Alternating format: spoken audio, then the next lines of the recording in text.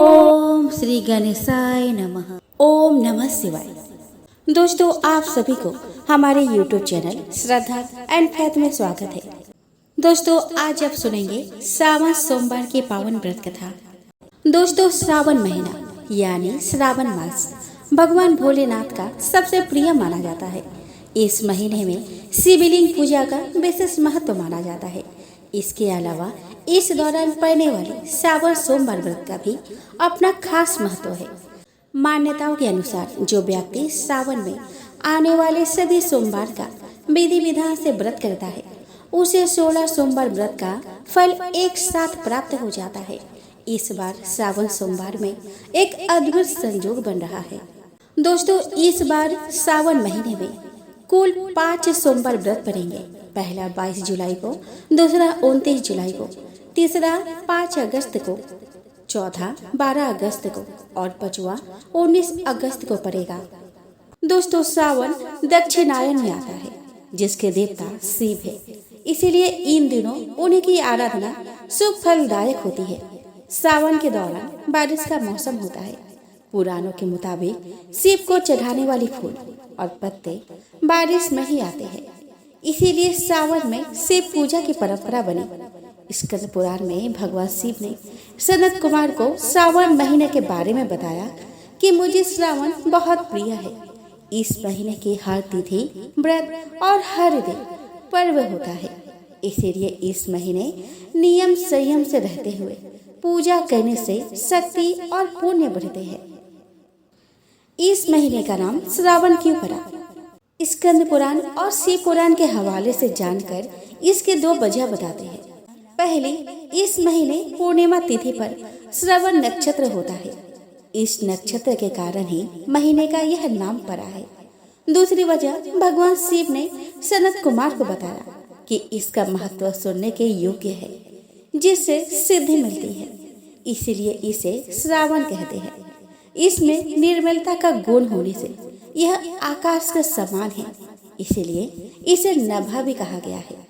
श्रावण का महत्व बताते हुए महाभारत के अनुशासन पर्व में अंगिरा ऋषि ने कहा है कि जो इंसान मन और इंद्रियों को काबू में रखकर एक वक्त खाना खाते हुए श्रावण मास बिताता है, उसे कई तीर्थों में स्नान करने जितना पुण्य मिलता है। सावन में ही समुद्र मंथन हुआ था, जिसमें हलाहल विष निकला, जिसे भगवान शंकर ने अपने गले में धारण कर दुनिया को बचाया। लेकिन इस जहर से उनके शरीर में गर्मी बढ़ी। जहर के असर को कम करने के लिए देवी देवताओं ने उन पर जल चढ़ाया। इसीलिए शिवलिंग पर अभिषेक करने की परंपरा बनी। शिव जी ने कहा कि मेरे बाएं नेत्र में चंद्रमा, दाएं में सूर्य और बीच में अग्नि का वास है। बिल्व पत्र भी शिव जी के त्रिनेत्र का रूप है। बिल्व पत्र चढ़ाने से भगवान शिव के साथ सूर्य, चंद्र और अग्नि की पूजा अपने आप ही हो जाती है। स्कंद पुराण के मुताबिक बेल के पेड़ में देवी गिरिजा, महेश्वरी, दक्षायनी, पार्वती, गौरी और कात्यायनी रहती है। इसीलिए बिल्व पत्र चढ़ाने से इन देवियों की आराधना भी हो जाती है। मार्कंडेय ऋषि के पुत्र मार्कंडेय ने लंबी उम्र के लिए श्रावण में ही घोर तप कर शिव जी की कृपा प्राप्त की थी, जिससे यमराज भी मार्कंडेय के प्राण नहीं ले सके और वो अमर हो गए। इसी वजह से लंबी उम्र पाने, अकाल मृत्यु और बीमारियों से छुटकारा के लिए श्रावण में शिव जी की विशेष पूजा होती है। शिव पुराण के मुताबिक बिना भस्म के शिव पूजा अधूरी है। लेकिन शिव जी भस्म क्यों लगाते हैं? इस बारे में जानकारों का कहना है कि जब दक्ष प्रजापति ने शिव जी का अपमान किया तो सती ने हवन कुंड में जलकर प्राण त्याग दिए। तब शिव जी ने सती की चिता की भस्म खुद पर लगाई। तब से शिव जी को भस्म लगाने की परंपरा शुरू हो गई। शैव संप्रदाय और तंत्र से जुड़े लोग शिव जी पर मुर्दे की भस्म लगाते हैं। सावन सोमवार व्रत वाले दिन प्रातः सूर्य उदय से पहले जाग जाए और शौच आदि से निवृत्त होकर पानी में गंगा जल मिलाकर स्नान करें। इसके बाद पूजा स्थल की अच्छी तरह से साफ सफाई कर एक वेदी स्थापित करें। फिर शिव मंदिर में जाकर या घर पर ही शिवलिंग को दूध चढ़ाए। इसके बाद व्रत का संकल्प ले। श्रावण सोमवार व्रत में सुबह शाम 2 बार भगवान शिव की आराधना करें।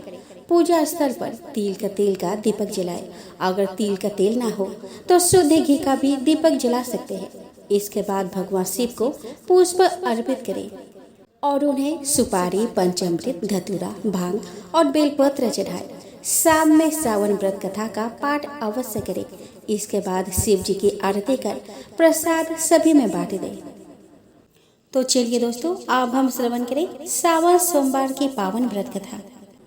दोस्तों, देवों के देव महादेव बहुत ही भोले माने जाते हैं, इसीलिए उनका एक नाम भोलेनाथ भी है। पौराणिक मान्यता के अनुसार भगवान शंकर को प्रसन्न करने के लिए किसी भी तरह के खास विशेष पूजन की आवश्यकता नहीं होती, क्योंकि कहा जाता है कि वह तो भोले है और भक्त की मन से की गई क्षणिक मात्र की भक्ति से ही वह प्रसन्न हो जाते हैं। अगर आप भी शिव की भक्ति और कृपा पाने के लिए सोमवार का व्रत करते हैं तो इस कथा से भोलेनाथ को प्रसन्न कर सकते हैं। दोस्तों, वह कथा इस प्रकार है। दोस्तों, एक बार किसी एक नगर में एक साहूकार रहता था। उसके घर में धन की कोई कमी नहीं थी, लेकिन कोई संतान न होने के कारण वह बहुत दुखी था। संतान प्राप्ति के लिए वह हर सोमवार को व्रत रखता था और पूरी श्रद्धा के साथ शिव मंदिर जाकर भगवान शिव और माता पार्वती की पूजा करता था। उसकी भक्ति देखकर एक दिन माँ पार्वती प्रसन्न होकर भगवान शिव से साहूकार की मनोकामना पूर्ण करने का निवेदन किया।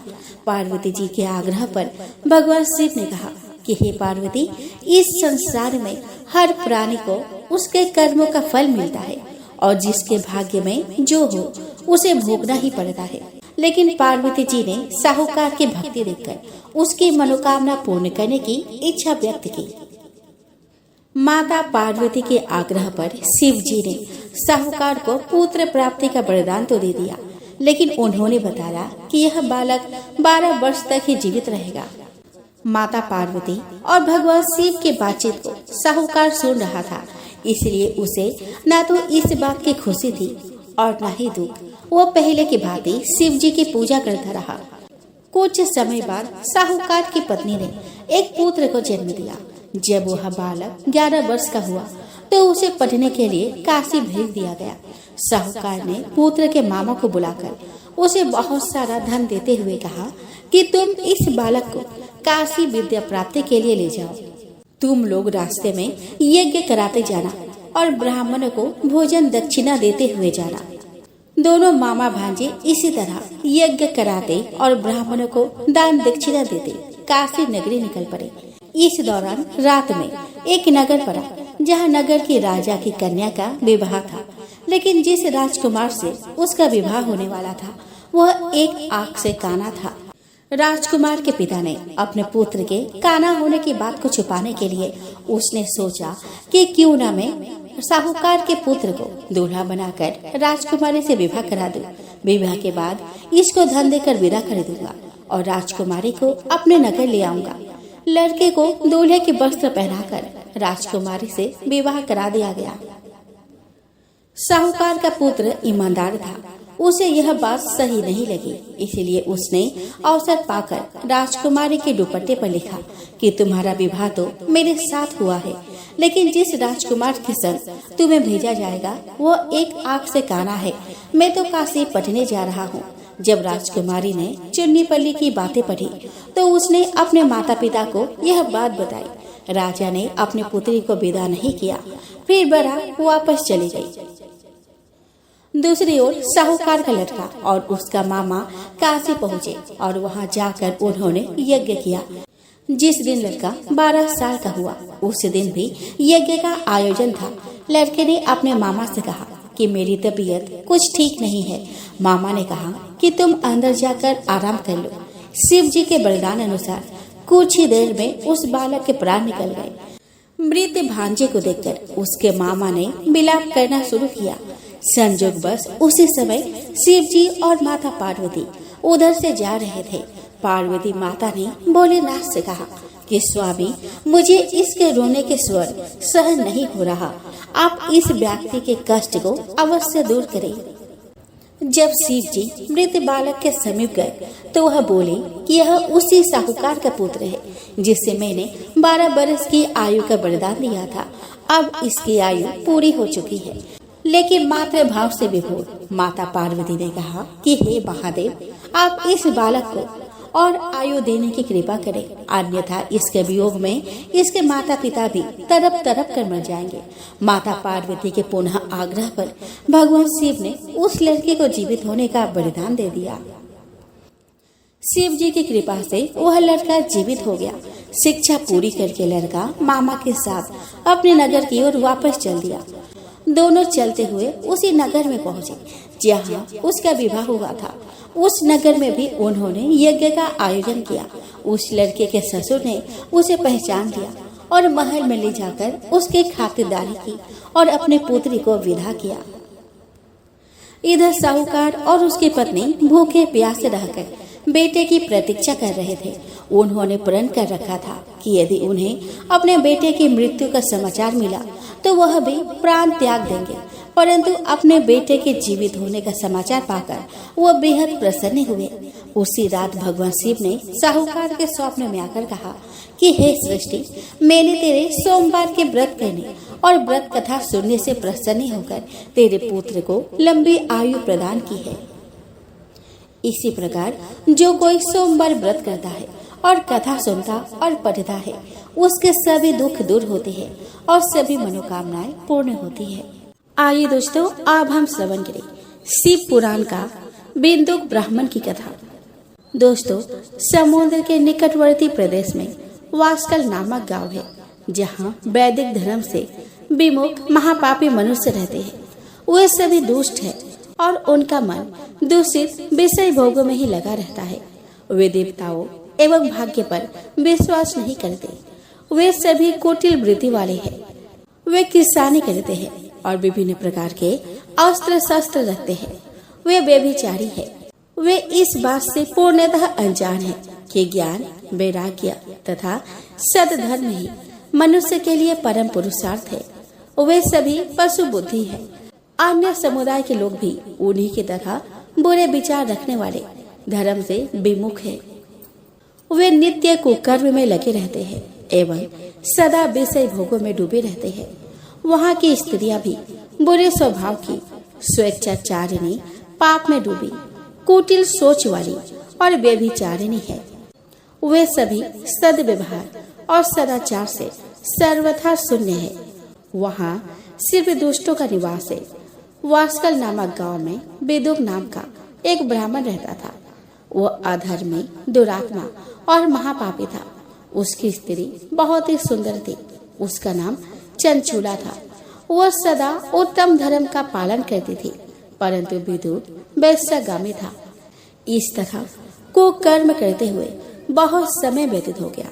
उसकी स्त्री काम से पीड़ित होने पर भी स्वधर्म नाश के भय से कलेश सहकर भी काफी समय तक धर्म भ्रष्ट नहीं हुई, परंतु आगे चलकर वह भी अपने दुराचारी पति के आचरण से प्रभावित होकर दुराचारिणी और अपने धर्म से विमुख हो गई।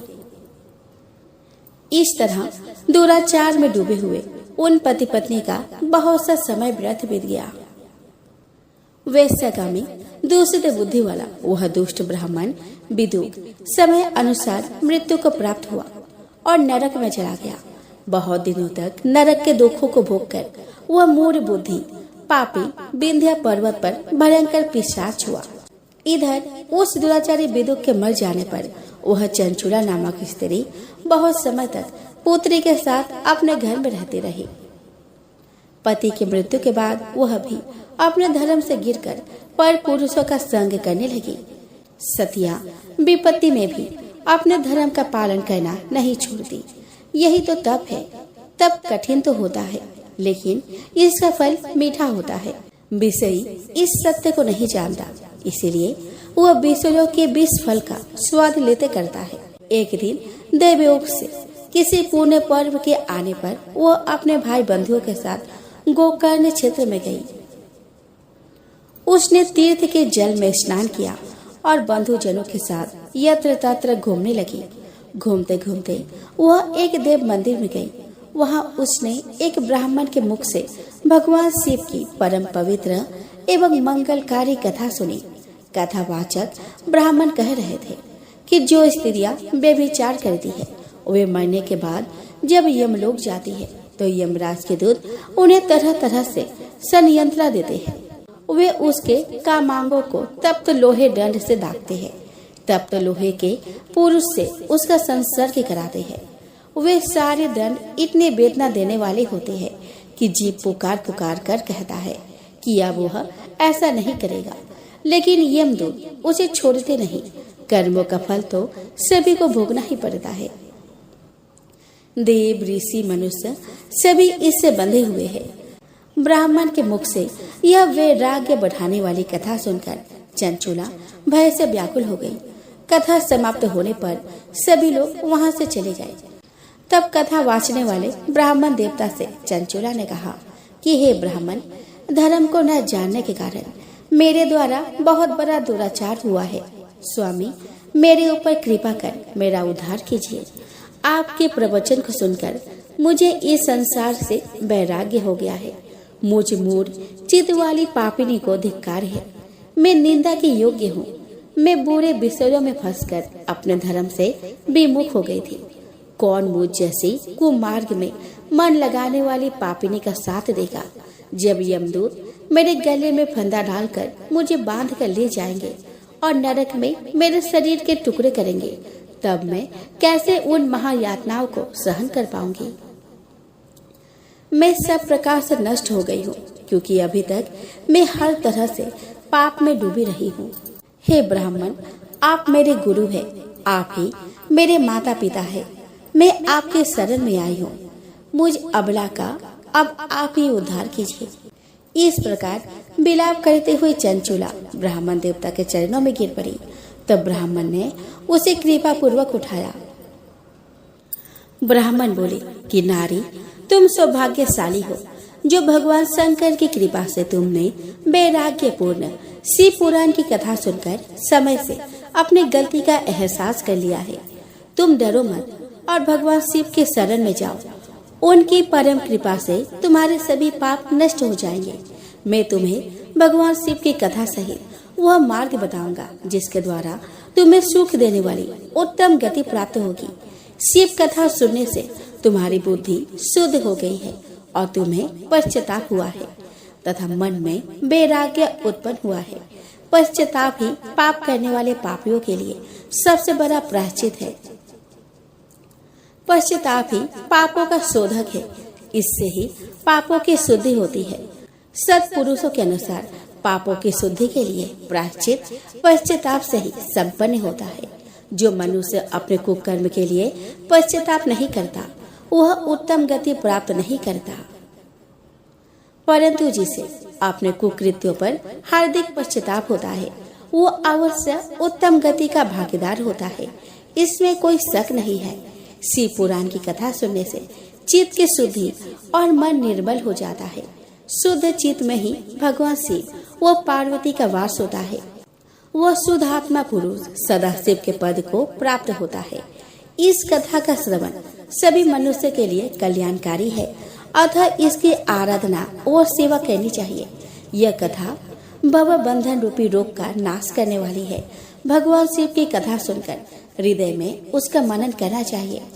इससे चित्त की शुद्धि होती है। चित्त शुद्धि होने से ज्ञान और वैराग्य के साथ महेश्वर की भक्ति निश्चय ही प्रकट होती है तथा उनके अनुग्रह से दिव्य मुक्ति प्राप्त होती है।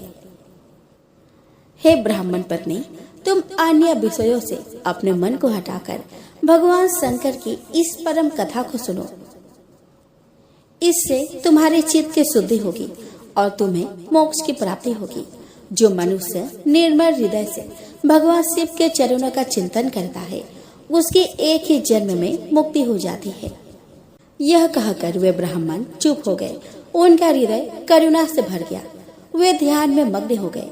ब्राह्मण का उक्त उपदेश सुनकर चंचुला के नेत्रों में आनंद के आंसू छलक आए। वह हर्ष भरे हृदय से ब्राह्मण देवता के चरणों में गिर गई और हाथ जोड़कर बोली कि कि मैं कृतार्थ हो गई। हे ब्राह्मण, शिव भक्त में श्रेष्ठ स्वामी, आप धन्य है। आप परमार्थदर्शी है और सदा परोपकार में लगे रहते हैं। साधु, मैं नरक के समुद्र में गिर रही हूँ, कृपया कर मेरा उद्धार कीजिए। किस पौराणिक व अमृत के समान सुंदर शिव पुराण कथा की बात आपने की है, उसे सुनकर ही मेरे मन में वैराग्य उत्पन्न हुआ है। उस अमृतमय शिव पुराण की कथा को सुनने के लिए मेरे मन में बड़ी श्रद्धा हो रही है। कृपया आप मुझे उसे सुनाइए। शिव पुराण की कथा सुनने की इच्छा मन में लिए हुए चंचुला उन ब्राह्मण देवता के सेवा में वहीं रहने लगी। उस गोकर्ण नामक महाक्षेत्र में उस ब्राह्मण देवता के मुख से चंचुला शिव पुराण की भक्ति, ज्ञान और वैराग्य बढ़ाने वाली और मुक्ति देने वाली परम उत्तम कथा सुनकर कृतार्थ हुई। उसका चित्त शुद्ध हो गया। वह अपने हृदय में शिव के सगुण रूप का चिंतन करने लगी। वह सदैव शिव के सच्चिदानंदमय स्वरूप का स्मरण करती थी। तत्पश्चात अपना समय पूर्ण होने पर चंचुला ने बिना किसी कष्ट के अपना शरीर त्याग दिया। उसे लेने के लिए एक दिव्य विमान वहां पहुंचा। यह विमान शोभा साधना से सजा था एवं शिवगणों से सुशोभित था। चंचुला विमान से शिवपुरी पहुंची। उसके सारे पाप धुल गए। वह दिव्यांगना हो गई। वह गौरांग देवी मस्तक पर आधर चंद्र का मुकुट वो अन्य दिव्य आभूषण पहने शिवपुरी पहुंची। वहां उसने सनातन देवता त्रिनेत्रधारी महादेव को देखा। सभी देवता उनकी सेवा में भक्ति भाव से उपस्थित थे। उनकी अंग कांति करोड़ों सूर्य के समान प्रकाशित हो रही थी। 5 मुख और हर मुख में 3-3 नेत्र थे। मस्तक पर अर्ध चंद्राकार मुकुट शोभायमान हो रहा था। कंठ में नील चिन्ह था। उनके साथ में देवी गौरी विराजमान थी, जो विद्युत पुंज के समान प्रकाशित हो रही थी। महादेव जी की कांति कपूर के समान गौर थी। उनके शरीर पर श्वेत वस्त्र थे तथा शरीर श्वेत भस्म से युक्त था। इस प्रकार भगवान शिव के परम उज्जवल रूप के दर्शन कर चंचुला बहुत प्रसन्न हुई। उसने भगवान को बारंबार प्रणाम किया और हाथ जोड़कर प्रेम, आनंद और संतोष से युक्त हो विनम्र भाव से खड़ी हो गई। उसके नेत्रों से आनंद अश्रुओं की धारा बहने लगी। भगवान शंकर व भगवती गौरी उमा ने करुणा के साथ सौम्य दृष्टि से देखकर चंचुला को अपने पास बुलाया। गौरी उमा ने उसे प्रेम पूर्वक अपनी सखी बना लिया। चंचुला सुख पूर्वक भगवान शिव के धाम में उमा देवी के सखी के रूप में निवास करने लगी। एक दिन चंचुला आनंद में मग्न हो उमा देवी के पास गई और दोनों हाथ जोड़ के उनकी स्तुति करने लगी। चंचुला बोली कि हे गिरिराज नंदिनी स्कंद माता उमा, आप सभी मनुष्य एवं देवताओं द्वारा पूज्य तथा समस्त सुखों को देने वाली है। आप शंभु प्रिया है। आप ही सगुणा और निर्गुणा है। हे सच्चिदानंद स्वरूपिणी, आप ही प्रकृति के पोषक है। हे माता, आप ही संसार की सृष्टि, पालन और संहार करने वाली है। आप ही ब्रह्मा, विष्णु और महेश को उत्तम प्रतिष्ठा देने वाली परम शक्ति है। सदगति प्राप्त चंचुला इस प्रकार देवी की स्तुति कर शांत हो गई। उसकी आंखों में प्रेम के आंसू उमड़ आए। तब शंकर प्रिया भक्त वत्सला उमा देवी ने बड़े प्रेम से चंचुला को चुप कराते हुए कहा कि सखी चंचुला, मैं तुम्हारे स्तुति से प्रसन्न हूँ। बोलो, क्या वर मांगती हो? चंचुला बोली कि हे गिरिराज कुमारी, मेरे पति विदुर इस समय कहाँ है? उनकी कैसे गति हुई है मुझे बताइए और कुछ ऐसा उपाय कीजिए ताकि हम फिर से मिल सके। हे महादेवी, मेरे पति एक शूद्र जाति वेश्या के प्रति आसक्त थे और पाप में ही डूबे रहते थे। गिरिजा बोली कि बेटी, तुम्हारा पति विदुर बड़ा पापी था। उसका अंत बड़ा भयानक हुआ। वेश्या को उपभोग करने के कारण वह मूर्ख नरक में अनेक वर्षों तक अनेक प्रकार के दुख भोग कर अब शेष पाप को भोगने के लिए विंध्या पर्वत पर पिशाच के योनि में रह रहा है। वह दुष्ट वही वायु पी कर रहता है और सब प्रकार के कष्ट सहता है। गौरी देवी की यह बात सुनकर चंचुला अत्यंत दुखी हो गई। फिर मन को किसी तरह स्थिर करती हुई दुखी हृदय से माँ गौरी से उसने एक बार फिर पूछा कि हे महादेवी, मुझ पर कृपा कीजिए और मेरे पापी पति का अब उद्धार कर दीजिए। कृपया करके वह उपाय बताए जिससे मेरे पति को उत्तम गति प्राप्त हो सके। गौरी देवी ने कहा कि यदि तुम्हारा पति विदुर शिव पुराण की पुण्यमय उत्तम कथा सुने तो वह इस दुर्गति को पार करके उत्तम गति का भागी हो सकता है। अमृत के समान मधुर गौरी देवी का यह वचन सुनकर चंचला ने दोनों हाथ जोड़कर मस्तक झुकाकर उन्हें बारंबार प्रणाम किया तथा प्रार्थना की कि मेरे पति को शिव पुराण सुनाने की व्यवस्था कीजिए। ब्राह्मण पत्नी चंचुला के बार बार प्रार्थना करने पर शिव प्रिया गौरी देवी ने भगवान शिव के महिमा का गान करने वाले गंधर्वराज तुम्बुरो को बुलाकर कहा कि तुम्बुरो, तुम्हारी भगवान शिव में प्रीति है। तुम मेरे मन की सभी बातें जानकर मेरे कार्य को सिद्ध करते हो। तुम मेरी इस सखी के साथ विंध्या पर जाओ। वहाँ एक महाघोर और भयंकर पिशाच रहता है। पूर्व जन्म में वह पिशाच बिंदुक नामक ब्राह्मण मेरी इस सखी चंचुला का पति था। वह वेश्यागामी था। उसने स्नान संध्या आदि नित्य कर्म छोड़ दिए। क्रोध के कारण उसकी बुद्धि भ्रष्ट हो गई। दुर्जनों से उसकी मित्रता और सज्जनों से द्वेष बढ़ गया था। वह अस्त्र शस्त्र से हिंसा करता, लोगों को सताता और उनके घरों में आग लगा देता था। चांडालों से दोस्ती करता। वह रोज वेश्या के पास जाता था। पत्नी को त्याग कर दुष्ट लोगों से दोस्ती कर उन्हीं के संपर्क में रहता था। वह मृत्यु तक दुराचार में फंसा रहा। मृत्यु के बाद उसे पापियों के भोग स्थान यमपुर ले जाया गया। वहाँ घोर नरकों को सहकर इस समय वह विंध्य पर्वत पर पिशाच बनकर रह रहा है। वह पापों का फल भोग रहा है। तुम उसके सामने परम पुण्यमयी पापों का नाश करने वाली शिव पुराण की दिव्य कथा का प्रवचन करो। इस कथा को सुनने से उसका हृदय सभी पापों से मुक्त होकर शुद्ध हो जाएगा और वह प्रेत योनि से मुक्त हो जाएगा। दुर्ग से मुक्त होने पर उस विदुक नामक पिशाच को विमान पर बैठाकर तुम भगवान शिव के पास ले आना। माँ उमा का आदेश पाकर गंधर्वराज तुम्बुरो प्रसन्नता पूर्वक अपने भाग्य की सराहना करते हुए चंचुला को साथ लेकर विमान से पिशाच के निवास स्थान विंध्य पर्वत गया। वहां पहुंचकर उसने उस विकराल आकृति वाले पिशाच को देखा। उसका शरीर विशाल था। उसकी टोढ़ी बड़ी थी। वो कभी हंसता, कभी रोता और कभी उछलता था।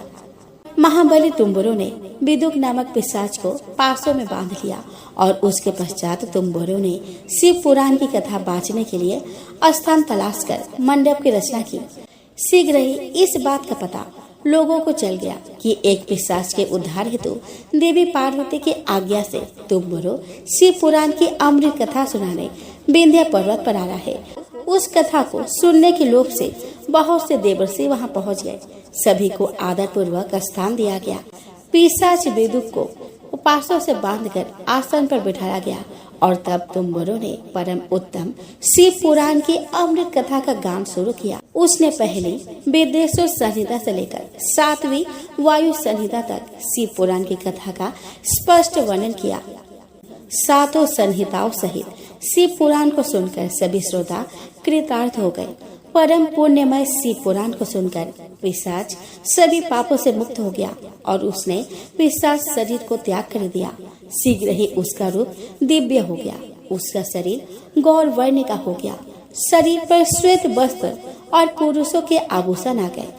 इस प्रकार दिव्य देहधारी होकर विदुर अपने पत्नी चंचुला के साथ स्वयं भी भगवान शिव का गुणगान करने लगा।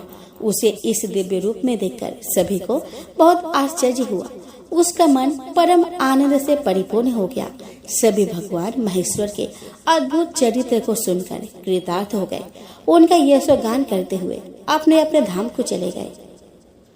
विदुर अपने पत्नी चंचुला के साथ विमान में बैठकर शिवपुरी की ओर चल दिया। महेश्वर के गुणों का गान करता हुआ विदुर अपनी पत्नी चंचुला और तुम्बुरो के साथ शीघ्र ही शिव धाम पहुँच गया। भगवान शिव और देवी पार्वती ने उसे अपना पार्षद बना लिया दोनों पति पत्नी सुखपूर्वक भगवान महेश्वर एवं देवी गौरी के श्री चरणों में अविचल निवास पाकर धन्य हो गए। आइए दोस्तों, अब हम श्रवण करें एक भील की शिव भक्ति की कथा। दोस्तों, सिंह केतु पांचाल देश का एक राजा था। राजा बहुत बड़ा शिव भक्त था। शिव आराधना और शिकार उसके दो चीजें बहुत प्यारी थी। वो शिकार खेलने रोज जंगल जाता था। एक दिन घने जंगल में उसे एक ध्वस्त मंदिर दिखाई दिया। राजा शिकार के धुन में आगे बढ़ गया, पर उसका सेवक जिसका नाम भील था, उसने ध्यान से देखा तो वह शिव मंदिर था, जिसके भीतर लताएं और पत्थरों में एक शिवलिंग था। भील का नाम था चंद। सिंह केतु के सानिध्य और उसके राज्य में रहने से वह भी धार्मिक प्रवृत्ति का हो गया था। चबूतरे पर स्थापित शिवलिंग, जो कि अपने जलहरी से लगभग अलग ही हो गया था, वह उसे उखाड़ लाया। चंद ने राजा से कहा कि महाराज, यह निर्जन में पड़ा था, आप आज्ञा दे तो इसे मैं रख लूं, पर कृपया कर पूजन विधि भी बता दे ताकि मैं रोज इसकी पूजा कर पुण्य कमा सकूं। राजा ने कहा कि इसे रोज नहलाकर इसको फूल बेल पत्तियों से सजाना, अक्षत फल मीठा चढ़ाना, जय भोले शंकर बोलकर पूजा करना और उसके बाद इसे धूप दीप दिखाना। राजा ने कुछ मजाक में कहा कि इस शिवलिंग को चीता भस्म जरूर चढ़ाना और वो भस्म ताजी चीता राख की ही हो, फिर भोग लगाना। शिकार से राजा तो लौट गया, पर भील जो उसी जंगल में रहता था, उसने अपने घर जाकर साफ सुथरे स्थान पर शिवलिंग की स्थापना की और रोज ही पूजा करने का अटूट नियम बनाया। भील के रोज पूजा करने से उसकी पत्नी में भी संस्कार जागे। वह भील की सहायता करने लगी। कुछ दिन और बीते तो भील ने पूजा में पर्याप्त रुचि लेने लगी। एक दिन भील पूजा करके बैठा तो देखा कि सारी पूजा सामग्री तो मौजूद है, लेकिन चीता भस्म लाना तो वह भूल ही गया। वह भागता हुआ जंगल के बाहर स्थित एक शमशान पर गया। आश्चर्य, आज तो कोई चीता जल ही नहीं रही थी। पिछली रात जली हुई चीता का कोई नामो निशान न था, जबकि उसे लगता था कि रात को मैं यहाँ से भस्म ले गया हूँ। भील भागता हुआ उल्टे पांव घर पहुँचा। भस्म की डिब्बिया उल्टाई पलटाई, पर भस्म तनिक भी ना थी। चिंता और निराशा में उसने अपने भीलनी को पुकारा, जिसने सारी तैयारी की थी। पत्नी ने कहा कि आज बिना भस्म के ही पूजा कर लो, शेष तो सब तैयार है। पर भील ने कहा कि नहीं, राजा ने कहा था कि चीता भस्म बहुत जरूरी है, वह मिली नहीं, क्या करूं? भील चिंतित हो उठा। भील ने भीलनी से कहा कि प्रिय, यदि मैं आज पूजा न कर पाया तो मैं जिंदा ना रहूंगा। मेरा मन बड़ा ही दुखी है और चिंतित है। भीलनी ने भील को इस तरह चिंतित देखकर एक उपाय सुझाया। भीलनी बोली कि यह घर पुराना हो चुका है, मैं इसमें आग लगाकर इसमें घुस जाती हूँ। आपकी पूजा के लिए मेरे जल जाने के बाद बहुत सारी भस्म बन जाएगी। मेरी भस्म का पूजा में इस्तेमाल कर लेना। भील ना माना। बहुत विवाद हुआ। भीलनी ने कहा कि मैं अपने पति देव और देवों के देव महादेव के काम आने के इस शुभ अवसर को ना छोड़ूंगी। भीलनी के जीत पर भील मान गया। भीलनी ने स्नान किया, घर में आग लगाई और घर के 3 बार परिक्रमा की, भगवान का ध्यान किया और भोलेनाथ का नाम लेकर जलते घर में घुस गई। ज्यादा समय न बीता कि शिव भक्ति में लीन वह भीलनी जलकर भस्म हो गई। भील ने भस्म उठाई, भली भांति भगवान भूतनाथ का पूजन किया। शिव भक्ति में घर सहित घरवाली खो देने का कोई दुख तो भील के मन में था नहीं। सो पूजा के बाद बड़े उत्साह से उसने भीलनी को प्रसाद लेने के लिए आवाज दी।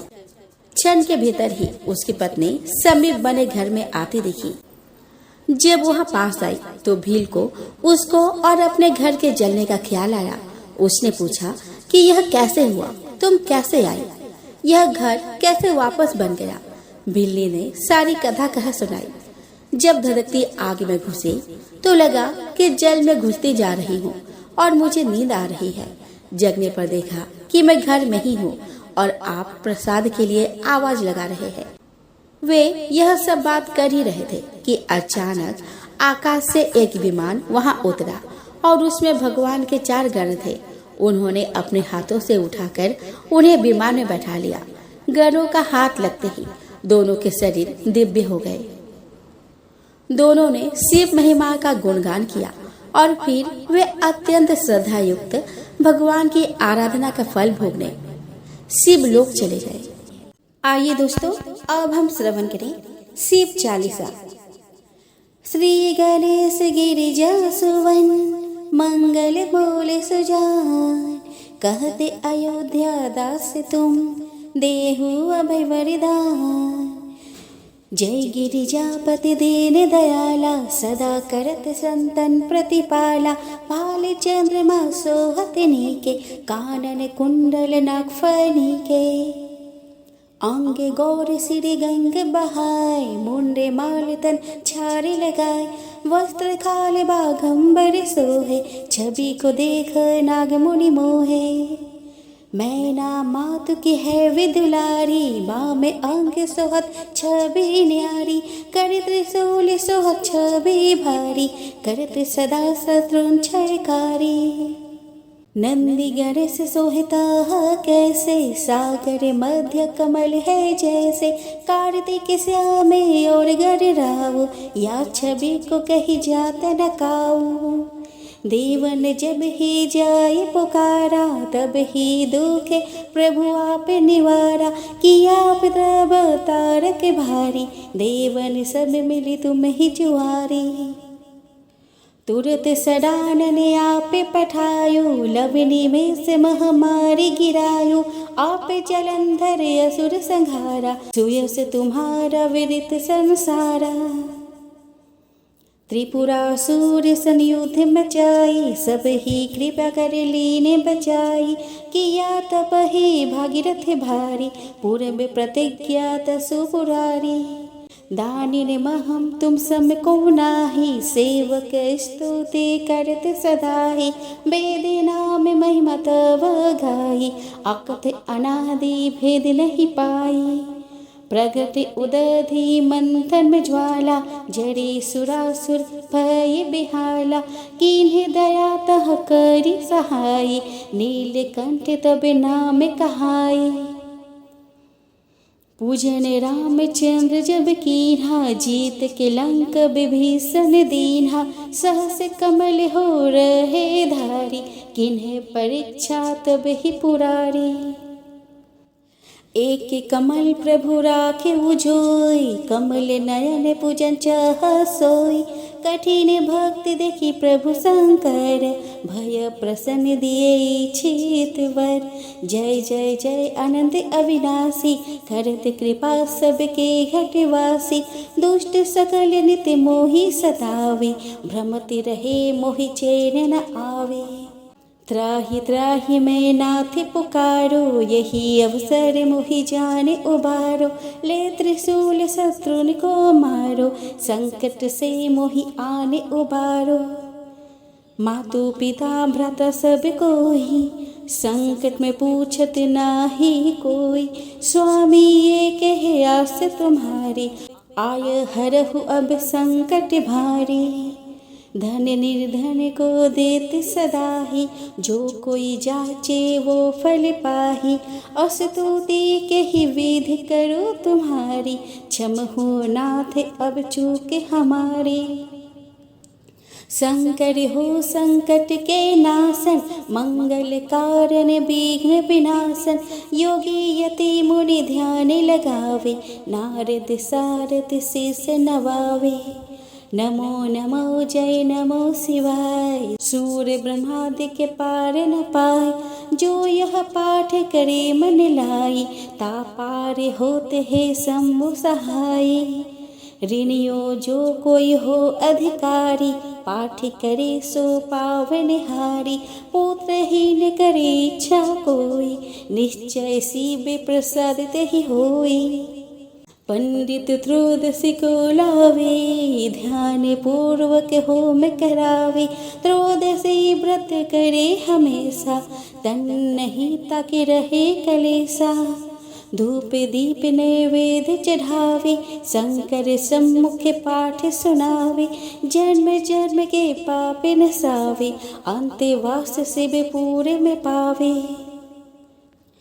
कहे अयोध्यास तुम्हारी, जानी सकल दुख हरहु हमारी। नित्य नेम कर प्रातः ही पाठ करो चालीसा, तुम मेरी मनोकामना पूर्ण करो जगदीश। मगसर छठी हेमंत ऋतु, संवत 64 जान, स्तुति चालीसा शिव ही पूर्ण की कल्याण। आइए दोस्तों, अब हम श्रवण करें शिव जी की आरती।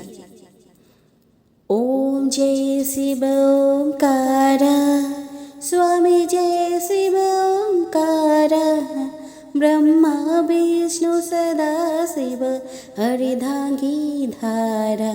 ओम जय शिव ओंकारा। एकानन चतुरानन पंचानन राजे, हंसानन गरुरासन वृषवाहन साजे। ओम जय शिव ओंकारा। दो भुज चार चतुर भुज, 10 भुज अति सोहे, त्रिगुण रूप निरखते त्रिभुवन जन मोहे। ओम जय शिव ओंकारा।